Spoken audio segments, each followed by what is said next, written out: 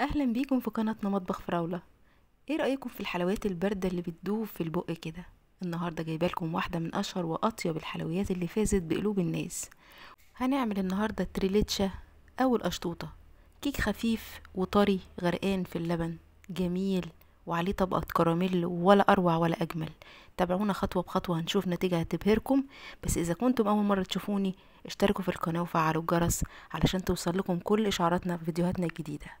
في طاسة على النار هجيب كوباية من السكر العادي، الحبيبات العادي، علشان نعمل احلى كراميل او صوص كراميل علشان نحطه على وش التريليتشا او القشطوطة. وطريقته معانا النهاردة من اسهل ما يكون، بس اعملي كل التريكات اللي هقولك عليها، والاخطاء اللي انا وقعت فيها هقولك برضو عليها علشان ما تكررهاش. هسيب السكر زي ما هو، مش هاجي عنده خالص لغاية ما يوصل للمرحلة اللي انتوا شايفينها دي. هبدأ بقى اقلبه، يعني انا ما كنتش هقلبه غير لما يبدأ ان هو يتكرمل. فانا بقى هبدأ اقلبه اول ما وصل للمرحلة اللي ابتدى فيها يدوب من النار. هقعد اقلب تقليب كويس جدا لغاية ما يوصل للشكل اللي انتوا شايفينه ده. خلاص هو السكر معانا داب خالص، وصل للمرحلة دي. هنزل بمكعب من الزبدة. وهنا انا غلطت في حاجة وهقولك عليها، كان ممكن اعديها واطلع لك بصورة ممتازة في الاخر، بس هقولك انا غلطت في ايه. انا مكعب الزبدة اللي حطيته كنت حطاه من التلاجة، فللأسف ما كانش بحرارة الغرفة، وكل مرة بعمله بطلعه قبلها بوقت كافي علشان ياخد درجة حرارة الغرفة. لكن المرة دي انا مش فاكرة، انا استعجلت فحطيته وهو ساقع، وهوريكي هو عمل ايه بعد كده. انا خلاص دوبت خلاص الزبدة بتاعتي. هنزل بقى بنص كوباية لبن زي ما احنا شايفين كده. هقلب الكراميل كله هيبقى تمام وهيدوب معايا، ما تقلقوش من التكتلات دي خالص. كل الكراميل او السكر هيدوب. بس الغلطة اللي حصلت بسبب ان الزبدة كانت من التلاجة، ان اللبن عمل زي التكتلات كده. اللبن مش السكر داب خالص معايا. انا مشكلتي في اللبن كان كامل الدسم، فلما حطيت الزبدة ساقعة اللبن فصل معايا بقى مكتل. وانا المفروض ان انا عايزة القوام كله متجانس. شايفين في كلكعة كده، شايفينها؟ هي دي انا حليتها بسرعة بانه بحطه في الخلاط، يا اما بالهاند بلندر. عملته بالهاند بلندر، اداني القوام الكريمي وكان طعمه روعة والتحفة. بس انا دي غلطة انا قلتلك عليها علشان ما تكررهاش انتي تعمليها. هي غلطة بسيطة بس كانت يعني مدياني القوام مش مظبوط الكريمي بتاعي اللي انتوا شايفينه ده. بعد ما خلصته الهاند بلندر، ضربته بالهاند بلندر او بالخلاط زي ما يكون متوفر عندك، اداني القوام اللي انتوا شايفينه ده، جميل وريحته وطعمه رائع. هنسيبه بقى على جنب يبرد، وتعالوا نشوف بقى عملنا الكيكة بتاعة التريليتشا ازاي. معانا مكونات بسيطة، مفيش ابسط من كده. كيكة عادية فيها 4 بيضات بحرارة الغرفة، وكوباية لبن، كوباية زيت، كوباية سكر. وهنا كوباية السكر مختلفة شوية، اقل شوية عن الكوبايات التانية اللي بايد، علشان خاطر دي كوباية اكبر منهم، فانا يعتبر التلاتة قد بعض، بس الكوباية مختلفة. معلقة صغيرة من الفانيليا، وباكو بيكنج باودر او كيك شيف. طبعا البيض بحرارة الغرفة، وكل المكونات بحرارة الغرفة المفروض. معنا الاربع بيضات، هننزل عليهم بكوباية السكر بتاعتنا، والكوباية اللي هعاير بيها السكر وزيت واللبن بتبقى واحدة. تمام. هنزل بقى بعد السكر بالفانيليا، وهخفق بالمضرب لغاية ما السكر يدوب ويعمل زي فوم كده. كيكة يا جماعة عادية جدا، مش مطالبين بكثافة او بسمك معين او بارتفاع معين اطلاقا. احنا عايزين كيكة عادية جدا زي ما بتعمليها في بيتك، مش عايزينها عالية قوي. انا قصدا ان انا ما اطلعهاش عالية. هنزل بعد كده بكوباية اللبن وكوباية الزيت، وبعدين هدي تاني، هخفق تاني بالمضرب، او ممكن تعمليها في الخلاط عادي جدا برضو، او مضرب يدوي. الدنيا سهلة معانا جدا. وهنزل بعد كده بالبيكنج باودر، وبعدين كوبايتين من الدقيق برضو، من المفروض من نفس الكوباية اللي انا بعاير بيها كل المكونات. اي كيكة ناجحة بتعايري بكوباية واحدة كل المكونات اللي معاكي. تمام كده.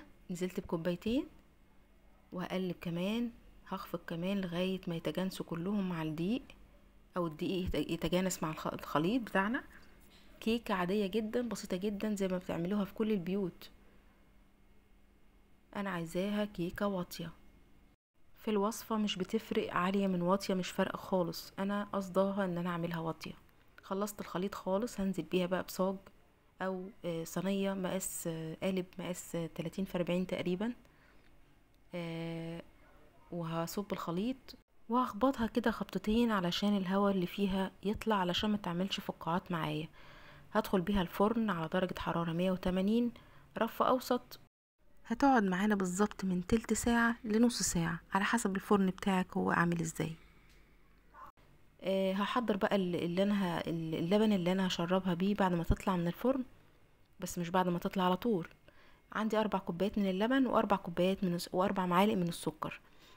4 كوبايات من اللبن و4 معالق من السكر. في ناس بتحط معلقتين من السكر لكل كوباية، لا انا كل كوباية بحط لها معلقة واحدة، علشان انا شايفة باقي المكونات بتاعة الوصفة كلها سكر، فانا مش بحب السكر الكتير. فكده معانا 4 كوبايات من اللبن و4 معالق من السكر. هنا طلعتها جامدة يا جماعة، جميلة جميلة وطرية وهش. انا قصدي ان انا ما ابقاش معليها جدا، انا مش عايزاها عالية، انا عايزاها بالسمك اللي انتوا شايفينه ده بالظبط، اعلى من السويس رول بحاجة بسيطة. جميلة قوي، طرية، لون ذهبي جميل. هسيبها بقى على جنب تبرد، وهعمل لها الكريم شانتيه. في الكريم شانتيه انا معايا كوباية من الكريم شانتيه و3 معالق من السكر البودرة وكوباية من المية. يعني كوباية كريم شانتيه، كوباية مية، و3 معالق سكر بودرة. طبعا في ناس بتعمله بغناوة اكتر، حليب محلى مكثف، بتضيف حليب محلى مكثف، بتضيف حاجات تانية، كريمة خفق والكلام ده. احنا هنعمله اقتصادي وبيطلع معانا الطعم ممتاز ممتاز ممتاز، لاني انا بجيب كريم شانتيه نضيف وماركة معروفة. اللي عايزها يسألني بعد كده هقوله عليها، اللي عايز يسأل على اي حاجة في اي خامة انا هقوله عليها. تمام كده الكريم شانتيه. ندخل بقى على الكيكة، هقلبها واحوش خالص الورق بتاع الزبدة، دوره كده خلص. نبدأ بقى، بس طبعا تكون بردت تماما، يعني لازم الكيكة تكون باردة تماما. واللبن معايا اللي مسكراه 4 كوبايات لبن و4 معالق سكر، مدوباهم كويس جدا، ويكونوا باردين خالص، يعني اللبن يكون متدوب في السكر وقعد فترة لغاية ما برد خالص. والكيكة برضو تكون دافية، ما تكونش سخنة، بلاش تكون سخنة يا جماعة. بعد ما بنحط اللبن وبنشرب كل كمية اللبن للكيك، ولو حطيت اكتر من كده هتشرب كمان، هي هتتشرب كل الكمية، ما تقلقوش. شايفين بتمتصها كلها، ما تقلقوش من الكلكعة اللي على الوش دي. الكلكعة دي اللبن اللي انا مشربة بيه بخيره، وده وش اللبن هو اللي بقى على الوش كده بالشكل ده، ما تقلقوش خالص منه. دلوقتي هحطها في التلاجة لمدة نص ساعة او ساعة بالكتير، وبعدين هرجع بيها انزل بقى بالكريم شانتيه بتاعي، وهكون حايشة منه معلقتين كده على جنب، وهقول لكم هعمل بيها ايه. هنا بقى هجلس كويس جدا بالسباتيولا او بالسكرابر بتاعتي علشان اخليها كلها مية واحدة. بحاول بقدر الامكان تبقى كلها، اجلسها كده تبقى مية واحدة زي ما انتوا شايفين كده بالسباتيولا، حتى لو ما عندكيش سكرابر. هاجي بقى الصوص الكراميل اللي عملناه، انا كان تقل شوية لما سبته، فحطيت له معلقة واحدة بس من اللبن علشان يخف شوية ينزل معايا، لانه كان تقل جدا لما سبته. تمام كده، هحاول بقى اوزعه كويس جدا، وهنزل بقى بالكريم شانتيه اللي قلت لكم ان انا حشت معلقتين على جنب، حطيتهم في كيس الحلواني، وهنزل بقى بيه بخطوط كده زي ما احنا شايفين بسرعة. هعمل خطوط رفيعة تدي شكل حلو قوي على صوص الكراميل اللي احنا حطيناه. وبعدين هجيب خلة سنان او بحافة سكينة، وهعمل الخطوط اللي انتوا شايفينها دي رايح جاي.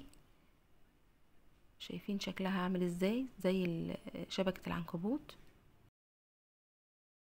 وهتدي شكل جميل قوي من فوق. هقلب بقى الناحية التانية واعمل عكس الاتجاه اللي انا عملته،